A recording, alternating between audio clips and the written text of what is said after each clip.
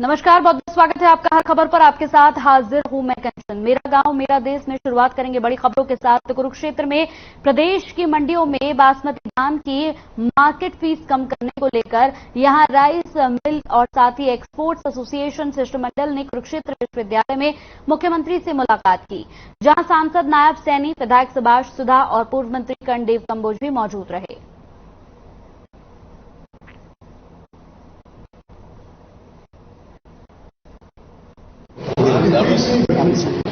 Policy बनानी है कि इंडस्ट्री की सर्वाइवल भी देखे। हरियाणा की इंडस्ट्री कैसे सर्वाइव करेगी दूसरे स्टेटों के मुकाबले। तो फीस 1% थी 1 साल पहले, उसको 1% से बढ़ा के 4% कर दिया हरियाणा में, जबकि दूसरे स्टेटों ने सबने कम की है फीस। पंजाब में 2% है, नेरला में 1% है। हमारा हरियाणा का लगभग जितनी प्रोडक्शन है बासमती की 15% माल नेरला में, दिल्ली में जाके बिकता है, जिसका रेवेन्यू लॉस हो रहा है सरकार को। अगर फीस करके कम करेगी सरकार, वो माल हरियाणा में बिकेगा, उसका रेवेन्यू भी सरकार को आएगा। और जितना रेवेन्यू लॉस सरकार को ज्यादा नहीं होना। अगर 4% से 2% फीस कर देती है सरकार के रेवेन्यू में ज्यादा फर्क नहीं पड़ेगा। वो जो चोरी है, फीस की करप्शन है, जो खत्म होगी। और हमारी इंडस्ट्री की सर्वाइवल भी देखिए, अब नए नए मिल लगते जा रहे हैं एमपी राजस्थान में। वहां पे प्रोडक्शन पिछले सालों में काफी बासमती प्रोडक्शन बढ़ी है। बासमती धान के ऊपर 2% फीस करी है, जिसका फायदा किसान के घर पहुंचे। यही हमारी डिमांड है कि अगर आप 2% फीस करोगे, करप्शन सारी खत्म होगी, मंडियों में 2 नंबर के धंधे सारे खत्म हो जाएंगे, हर आदमी सही काम करेगा।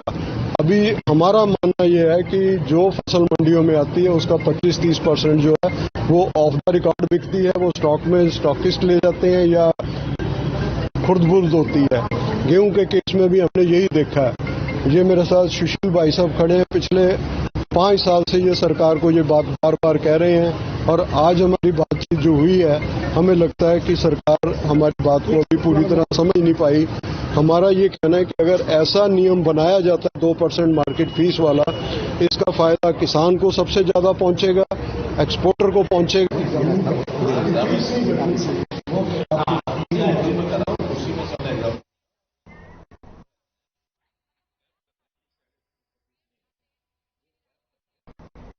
चलिए, इसी बीच इस वक्त की बड़ी खबर आ रही है टीवी स्क्रीन पर। इस वक्त की बड़ी अहम खबर हम आपको दिखाने जा रहे हैं। हरियाणा पंचायत चुनाव को लेकर ये बड़ी खबर आपको टीवी स्क्रीन पर हम दिखाने जा रहे हैं। बड़ी अहम खबर, हरियाणा में पंचायत चुनाव से जुड़ी यह बड़ी खबर है। 30 नवंबर तक चुनाव की डेडलाइन दे दी गई है। 30 नवंबर तक प्रदेश में हो सकते हैं पंचायती चुनाव। चुनाव आयोग ने जारी किया नोटिफिकेशन। हरियाणा में पंचायत चुनाव से जुड़ी बड़ी खबर टीवी स्क्रीन पर। 30 नवंबर तक हरियाणा में पंचायत चुनाव से बड़ी खबर है। 30 नवंबर तक चुनाव की डेडलाइन दे दी गई है। 30 नवंबर तक प्रदेश में हो सकते हैं पंचायती चुनाव। चुनाव आयोग ने जारी किया नोटिफिकेशन। तो इस वक्त की बड़ी खबर टीवी स्क्रीन पर हम आपको दिखा रहे हैं। बड़ी ब्रेकिंग खबर, हरियाणा में पंचायत चुनाव से जुड़ी है बड़ी खबर टीवी स्क्रीन पर। 30 नवंबर तक चुनाव की डेडलाइन दे दी गई है, यानी प्रदेश में 30 नवंबर तक पंचायती चुनाव हो सकते हैं। चुनाव आयोग ने जारी किया नोटिफिकेशन।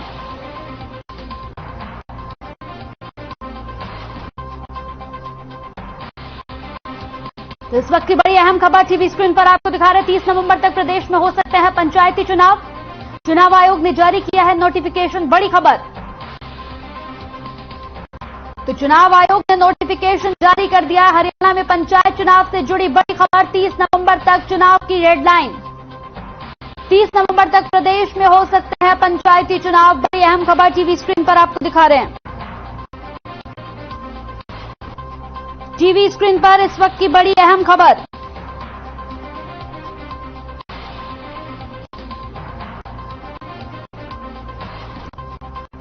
चुनाव आयोग ने जारी किया नोटिफिकेशन। इस वक्त की बड़ी खबर, हरियाणा में पंचायत चुनाव की जो डेडलाइन है वो दे दी गई है, यानी 30 नवंबर तक पंचायत चुनाव हो जाएंगे। डेडलाइन दे दी गई है।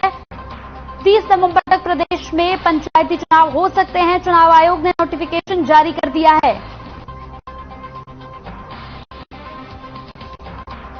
तो इस पूरी खबर पर ब्यूरो हेड स्वर्णजीत हमारे साथ फोन लाइन पर जुड़ गए हैं। स्वर्णजीत, बड़ी खबर आ रही है। 30 नवंबर तक प्रदेश में पंचायती चुनाव हो सकते हैं। डेडलाइन यहां पर आज घोषित कर दी गई है चुनाव आयोग की तरफ से। क्या कुछ अपडेट है इस पर? बिल्कुल, तो चुनाव आयोग ने ये जो तारीख डिक्लेयर की है कि लगातार बार बार मनोहर लाल प्रदेश के मुख्यमंत्री भी यही कह रहे थे कि सितंबर माह में जो है वो चुनाव चुनाव की तारीख जो की घोषणा कर दी जाएगी। और वैसे ही हुआ कंचन, और ये पहले ही कयास लगाए जा रहे थे कि बहुत जल्द पंचायती चुनाव जो है हरियाणा में होंगे, और अब औपचारिकता पर रहेंगे और बहुत जल्द तारीखों का ऐलान भी कर दिया जाएगा। तो यानी जिसका इंतजार लगातार यहाँ पर हो रहा था वो इंतजार खत्म हो चुका है। 30 नवंबर तक चुनाव की डेडलाइन भी दे दी गई, यानी 30 नवंबर तक चुनाव हो जाएगा। स्वर्णजीत, बिल्कुल 30 नवंबर डेडलाइन है चुनाव आयोग की तरफ से, और उससे पहले ये अक्टूबर, जो सूत्र में हमारे पास जानकारी है, अक्टूबर के मिड में चुनाव होने की बिल्कुल तैयारी है, और मौजूदा सरकार इस चीज के लिए पूरी तैयार भी है। और जितने भी कैबिनेट मंत्रियों के साथ हर कदम की जितनी बात भी, चाहे साक्षात्कार हो या कभी किसी चर्चा में हो या प्रेस कॉन्फ्रेंस हो, जब भी सवाल उनसे पूछा गया कि पंचायती चुनाव को लेकर के आगे की क्या तारीख है, तो हर मौजूदा सरकार के मंत्री, चाहे जेजेपी के हो चाहे भारतीय जनता पार्टी के हो, सबने यही कहा कि चुनाव जो है वो नवंबर माह के पहले होकर के रहेंगे, और आज वही हुआ जो कि चुनाव आयोग ने ये डेडलाइन जारी की है। कल तक बहुत बहुत शुक्रिया हमारे साथ जुड़ने के लिए। तो ब्यूरो चीफ हमारे साथ यहाँ पर जुड़े थे स्वर्णजीत, जिन्होंने ये जानकारी दी है कि 30 तारीख डेडलाइन दी गई, उससे पहले हमारे सूत्र हैं अक्टूबर में ही पंचायती चुनाव हो सकते हैं। कुरुक्षेत्र के गुरुकुल में प्राकृतिक कृषि गौ संवर्धन पर कार्यशाला आयोजित की गई। इस कार्यशाला में मुख्यमंत्री मनोहर लाल और गुजरात के सीएम भूपेंद्र पटेल ने शिरकत की।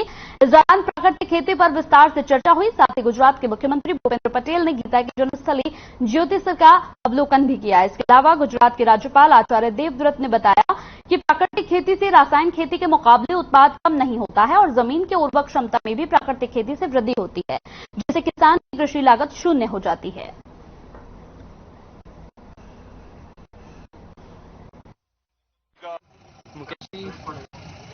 किसानों की आमदनी बढ़ाने का, कृषि को बचाने का, और हमारे प्रधानमंत्री जी ने जो लक्ष्य दिया है उसका पूरा करने के लिए समर्पण भाव से जो काम कर रहे हैं। और उसी श्रृंखला में पूरी गुजरात सरकार, गुजरात के मुख्यमंत्री जी, वहाँ के कृषि मंत्री जी, वहाँ के अधिकारी सब आकर के इस दिशा में जो गुजरात ने क्या किया है और इस दिशा में हरियाणा ने क्या किया है, हमने सारी आदान प्रदान किया और मिलकर के नीतियां बना करके इस अभियान को कितना जल्दी हम कामयाब करें, ऐसी चर्चा आज हमने की है। तो भाजपा विधायक लक्ष्मण सिंह यादव ने कोसली सरकारी अस्पताल में सभी सुविधाओं से यहां पर सुसज्जित क्षय रोग क्लिनिक का रिबन काट कर उद्घाटन किया। उन्होंने कहा कि क्षय रोग जल्द फैलने वाला रोग है, इसलिए अस्पताल में क्षय रोग क्लिनिक की अलग से व्यवस्था की गई है, और इस क्लिनिक में इलाज करने वाले डॉक्टर और स्टाफ भी अलग से तैनात किए गए हैं। उन्होंने मौके पर ही स्टाफ को निर्देश यहां पर दिए कि कोई भी मरीज यहां से निराश होकर ना जाए, सभी को ऐसा प्रयास करते रहना चाहिए।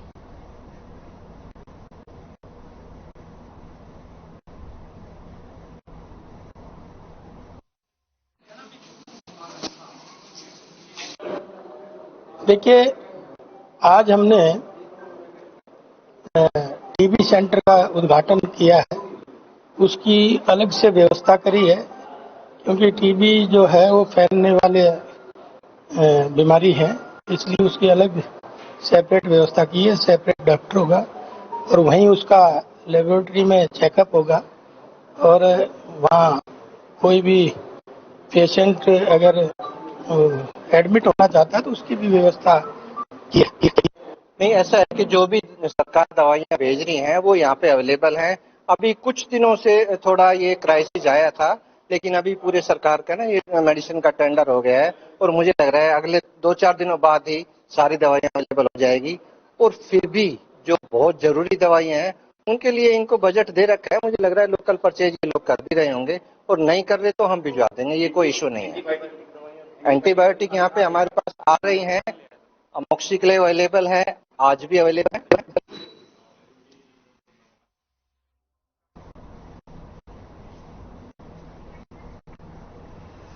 बहादुरगढ़ के पटवारी दफ्तर आए यहां पर ई दिशा केंद्र पर मुख्यमंत्री फ्लाइंग ने रेड की है। साथ ही आपको बता दें कि यहां पर सूचना मिलते ही लघु सचिवालय परिसर में हड़कंप मच गया। इस दौरान पटवारियों के पास अवैध रूप से काम कर रहे 5 आरोपियों को गिरफ्तार कर लिया गया है। दरअसल पिछले काफी समय से लोगों की यहां पर समय पर उनकी जमीनों के इंतकाल और जमाबंदी रिकॉर्ड दर्ज नहीं हो पा रही थी, जिससे लोगों को काफी परेशानियों का सामना करना पड़ रहा था।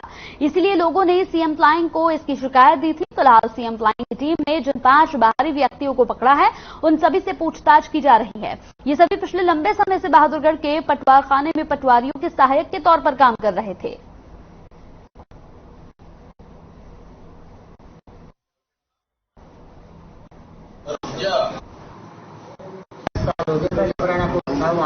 नहीं हो रहा। आज किससे मिला?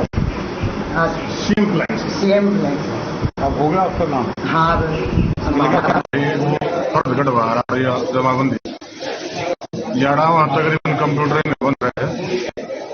20 किलोमीटर आवा पेरा पाटा कंप्यूटर बंद है। 20 किलोमीटर फिर जाओ 4 दिन हाली हो गया नाम से।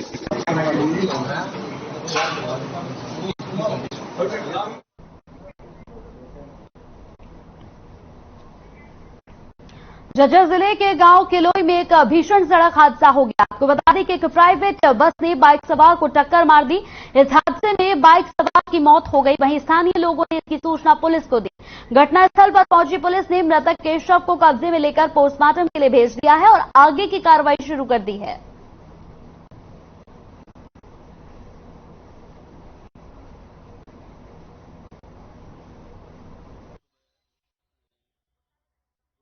रोड पर नवोदय विद्यालय कलोई के पास एक्सीडेंट हो गया। प्राइवेट बस के साथ एक्सीडेंट हो गया, जिसकी सूचना पाकर हम सरकारी अस्पताल झज्जर पहुंचे हैं। जिन्होंने यहाँ पे मृतक रामकर्ण सनोफ जिले सिंह गांव मारो को मृत घोषित कर दिया, जिसकी कार्रवाई जारी है। किसके खिलाफ पर्चा दर्ज किया? ये अभी ड्राइवर मौके से भाग गया और बस को कब्जे में ले लिया। चलिए रुकते छोटे से ब्रेक के लिए जल्द हाजिर होंगे कुछ और खबरों के साथ। आप बने रहिए हर खबर पर।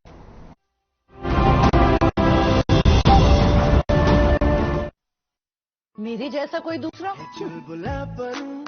जिसकी हर बात में खुल जाए, जिंदगी में रंग भर दे। मेरी जैसी मेरी ये पटाखा चाय, गजब का स्वाद। देखें कौन नया खिलाड़ी आया है, समझा देते हैं, प्यार से समझाएंगे। ये तो अपनी जुबान है। जुबान एक हो तो दिल भी एक होने चाहिए। विमल बोलो जुबान केसरी। हरे रंगों का उमंगों का जज्बा कहाँ रुकता है, मन साफ है तेरा अंदर तो बाहर दिखता है। जो अच्छा हो जो सच्चा हो वही तो दिखता है। हम निरमा एडवांस हैं, मन की तरह कपड़े भी साफ रखते हैं। निरमा एडवांस। पंजाब है जसप्रीत का ठिकाना, मुंबई है आदर्श का आशियाना, केरल का गोविंद निवासी, कोलकाता में जन्मे है काशी। हर हिंदुस्तानी की शान ARB बियरिंग्स, जोड़े सारा Hindustan. Hey mom, hey, look, I can download a song really fast. I can make dosas faster. Must be joking. Bus, 3 easy steps. Mix with water, spread batter, fry. गाना डाउनलोड हुआ? नहीं, पर तब तक मैं इडली बनाती हूँ। हमने बनाया किड्स से। अगर आप पत्रकारिता के क्षेत्र में करियर बनाना चाहते हैं तो हम सिखाएंगे आपको इलेक्ट्रॉनिक मीडिया के हर गुण। जल्दी करें, साधना एकेडमी फॉर मीडिया स्टडीज में एडमिशन शुरू हो चुके हैं। सिर्फ कुछ ही सीटें बची हैं, तो देर बिल्कुल।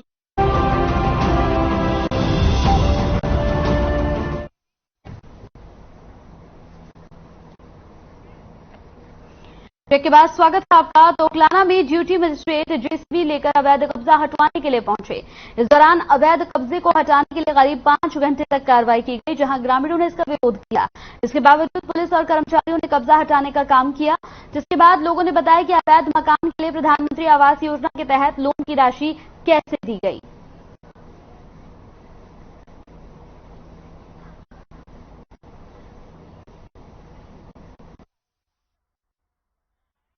ये डीसीए के आदेशानुसार जो मजिस्ट्रेट यहाँ पे नियुक्त किया गया था। नगर पालिका की शिकायत पे यहाँ पे अवैध कब्जे थे, इनको जो है हटाया जा रहा है।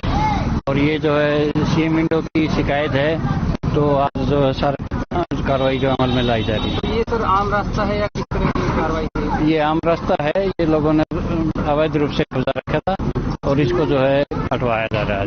जब हमारा मकान तोड़ने के लिए आए हुए थे तो मैं वहाँ पे खड़ी थी और जो नगर पालिका वालों ने मेरे को चक्के भगा दिया और वहाँ पे कोई भी पुलिस नहीं थी और मुझे जबरदस्ती से उठा के भगाया गया। जी मकान तो देख लो जी, मकान में 50 साल से रहो यहाँ से।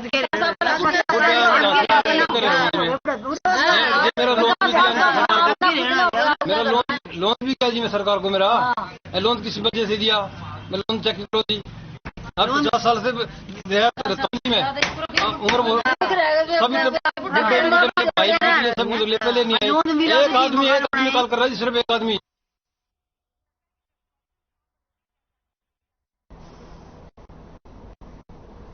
तो तस्वीरें आप देख रहे हैं, ग्रामीणों ने विरोध किया इसका। बड़ी खबर टीवी स्क्रीन पर हम दिखा रहे हैं आपको। हिसार से ये बड़ी खबर है, प्रशासन का बुलडोजर चढ़ा, लेकिन यहाँ पर प्रशासन का बुलडोजर चलने के बाद भी सवाल यहाँ पर लगातार उठते हुए नजर आए। सवाल यही उठे कि प्रधानमंत्री आवास योजना के लिए आखिर यहाँ पर लोन की राशि किस तरह से दी गई। ग्रामीणों ने इसका काफी विरोध किया है यहाँ पर, और काफी यहाँ पर तमाम ग्रामीण परेशान भी नजर आए। टीवी स्क्रीन पर देखिए, लोग काफी जिनका घर था वो काफी यहाँ पर परेशान नजर आए। अवैध कब्जे पर यहाँ बुलडोजर चला, हालांकि इस दौरान गांव वालों की हल्की नोकझोंक भी यहाँ पर होती हुई नजर आई।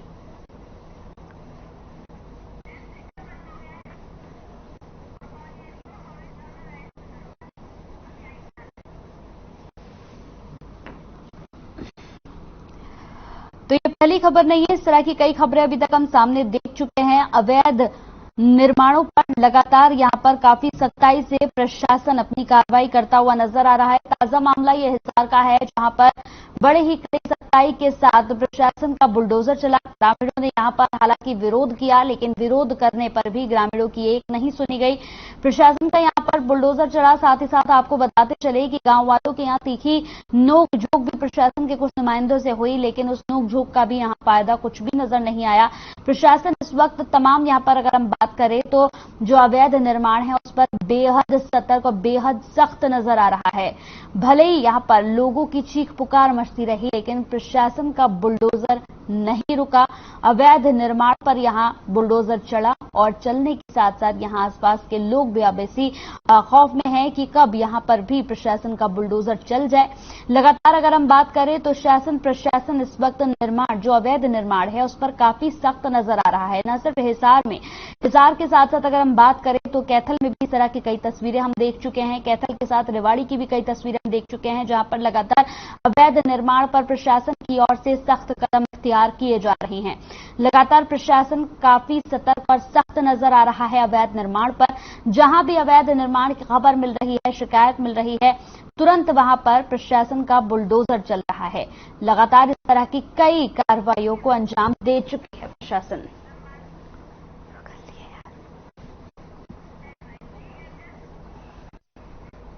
तो हरियाणा के शिक्षा मंत्री कंवरपाल गुर्जर ने प्रधानमंत्री नरेंद्र मोदी को जन्मदिवस की हार्दिक शुभकामनाएं दी हैं। इस दौरान उन्होंने कहा कि पीएम नरेंद्र मोदी को जब प्रधानमंत्री पद का उम्मीदवार घोषित किया गया तो सबसे पहली रैली रेवाड़ी में की गई और देश में बेटी बचाओ बेटी पढ़ाओ अभियान की शुरुआत में हरियाणा से की गई, जिसके हरियाणा में ही नहीं बल्कि पूरे देश में अच्छे परिणाम सामने आए। उन्होंने कहा कि हरियाणा सरकार पीएम में यहाँ पर पीएम के सबका साथ सबका विकास नारे पर चलते हुए लगातार विकास कर रही है।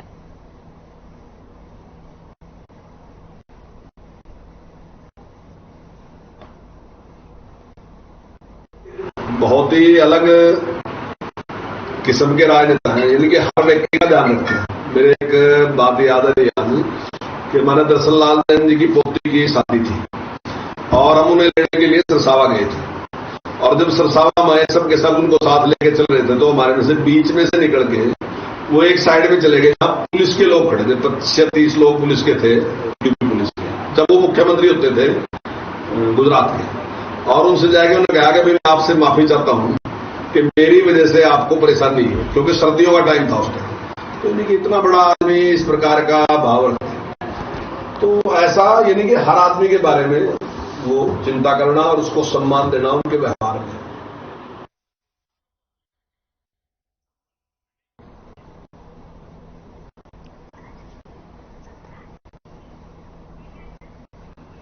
तो 25 सितंबर को ताऊ देवीलाल की 109वीं जयंती है। इस मौके पर बहादुरगढ़ में इनेलो के प्रदेश अध्यक्ष नफी सिंह राठी ने कहा कि फतेहाबाद में होने वाली सम्मान दिवस रैली ऐतिहासिक साबित होगी और रैली प्रदेश की राजनीति में नया परिवर्तन लाने का काम करेगी। इसके अलावा इनेलो प्रदेश अध्यक्ष ने कहा कि रैली को लेकर लोगों में उत्साह है और बहादुरगढ़ से करीब 400 गाड़ियों का काफिला रैली में पहुंचेगा, जिसमें सैकड़ों की संख्या में लोग शामिल होंगे। इसके साथ ही उन्होंने कहा कि रैली में प्रमुख विपक्षी दलों के बड़े बड़े नेता मंच में विराजमान रहेंगे। इस रैली के माध्यम से विपक्ष तीसरे मोर्चे की नींव रखेंगे, वहीं रैली को सफल बनाने में अपना अहम योगदान भी देंगे।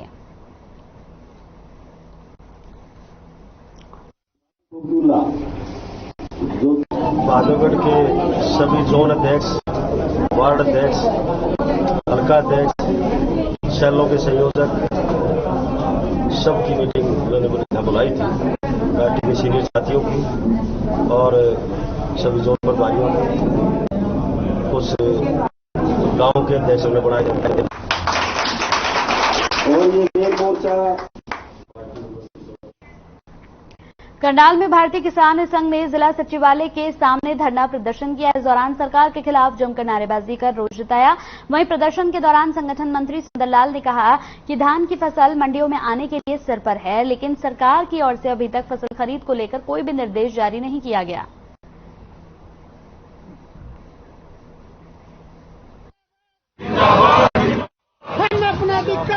8-10 मांगे हैं जो किसान की अनदेखी हुई है। सरकार को जितनी बार भी हमने ज्ञापन दिए वो एक बार नहीं सुनते, तो हमने अपने उसमें मांग पत्र में सारी मांगे रखी हुई हैं। तो किसानों की बिजली की मांग है, धान पे अभी उन्होंने 20% टैक्स लगा दिया, जिससे 3800 बिकता 3200 आ गया है।